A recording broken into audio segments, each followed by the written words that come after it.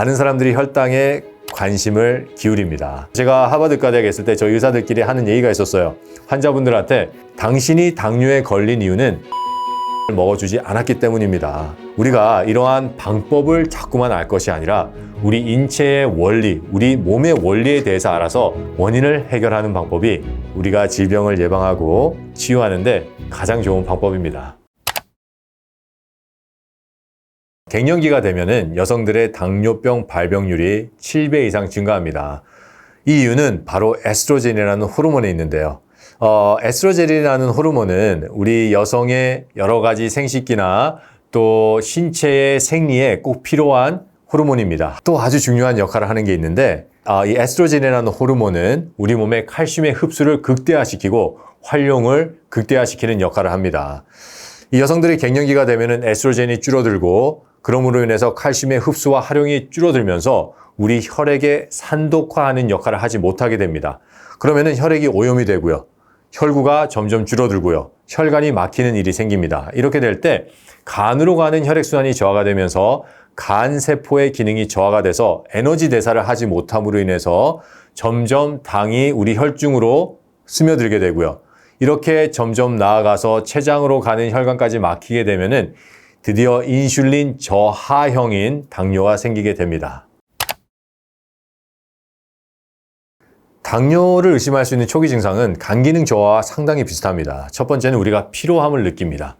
계속 피곤함을 느끼고요. 두 번째는 에너지 대사를 원활하게 해주지 못하기 때문에 인체의 체중의 변화가 있습니다. 흔히 서양에서는 체중 증가하는 사람들이 많은데 우리나라는 달라요. 체중이 감소하는 사람들이 더 많습니다. 그렇기 때문에 여러분 마른 당뇨라고 들어보셨죠?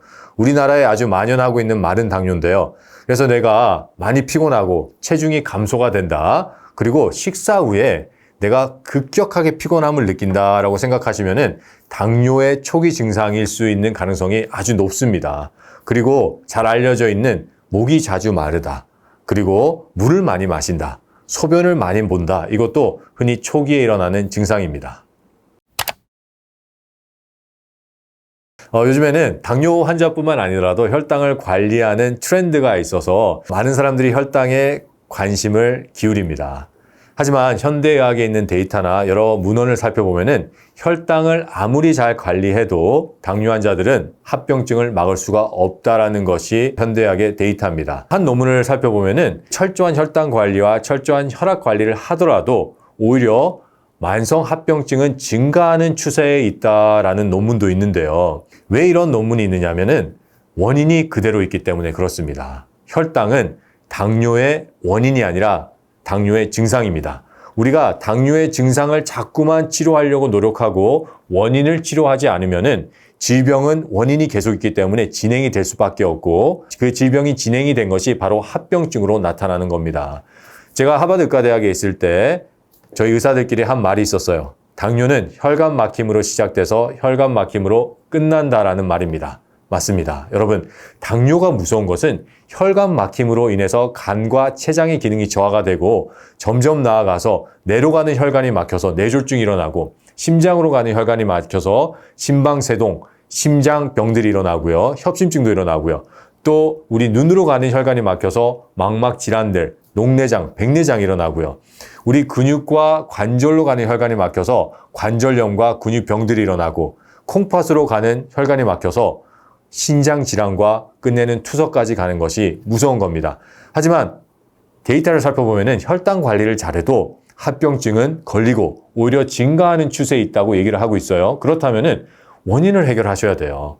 원인을 해결하기 위해서는 우리의 혈관 막힘을 해결하고 혈액순환이 잘 되도록 비타민, 미네랄, 효소를 많이 먹어줘야 되는데 이게 풍부한 음식이 바로 채소와 과일입니다. 채소에는 비타민, 미네랄, 효소가 풍부해요. 그래서 우리가 충분히 먹어줘야 되지만 과일을 많이 등한시해요. 왜냐하면 혈당이 무섭기 때문에. 과일 먹으면 혈당이 치잖아요. 하지만 과일에는 혈관을 뚫어줄 수 있는 유기산이 풍부합니다. 그 외에도 비타민 C, 비타민 E, 바로 항산화 비타민이 엄청나게 들어가 있습니다. 이 항산화 비타민은 우리 몸에 있는 활성산소를 해결해 줄 수가 있어요. 그 외에도 셀레니엄, 아연, 폴리피놀, 플라보노이드 이러한 것들이 풍부한 것이 과일이란 말이에요. 그렇기 때문에 당뇨에서 해결하기 위해서는 신과일을 충분히 먹어줘야 되고요. 그래서 우리가 흔히 혈당이 겁나서 과일을 먹지 않는 것은 원인을 해결하지 않는 겁니다. 그래서 제가 하버드과대학에 있을 때 저희 의사들끼리 하는 얘기가 있었어요. 환자분들한테 당신이 당뇨에 걸린 이유는 채소와 과일을 먹어주지 않았기 때문입니다. 그렇다면은 낫기 위해서는 과일과 채소를 많이 먹어야 됩니다. 라고 얘기를 합니다. 어떠한 논문을 살펴봐도 과일이 당을 만들어낸 당뇨를 걸리게 한다는 논문은 존재하지 않습니다. 정제된 과당이 당뇨를 일으킨다는 논문은 많아요. 하지만 많은 분들이 여기서 헷갈리는 거예요. 정제된 과당과 과일의 과당. 면밀히 얘기하면은 과당과 가당은 같아요. 하지만 과일에 있는 과당은 하나의 완전체입니다. 물 안에 과당이 있고요. 그 안에 비타민과 미네랄과 효소가 있어요.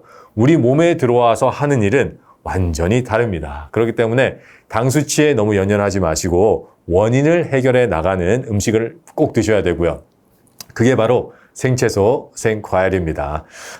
당뇨분 환자들은 생채소와 생과일을 자기 현재 건강 상태에 잘만 드시면은 충분히 당뇨를 극복할 수 있는 분들이 많이 봤습니다. 별 다른 거 한 거 없어요. 저희 센터 오면은 생채소와 생과일을 많이 드리는데 이거를 먹고 당 수치가 아주 빨리 정상화되는 것을 볼 수가 있습니다. 왜냐하면은 원인을 치료하기 때문에 그렇습니다. 또 다른 거는 많은 분들이 이제 이 밥 먹는 순서에 대해서 이제 많이 걱정을 하시고 따르시는 분들이 있는데 최근에 나온 논문이에요. 한 그룹을 이제 맨 처음에 섬유질을 먹게 하고 그 다음에 단백질을 먹게 하고 그 다음에 탄수화물을 먹게 했어요. 그러면은 당 수치가 별로 안 올라가거든요. 그리고 또 다른 그룹은 그냥 상관없이 먹게 했습니다. 그리고 나서 4년 후에 결과를 봤습니다. 별 다른 게 없었어요.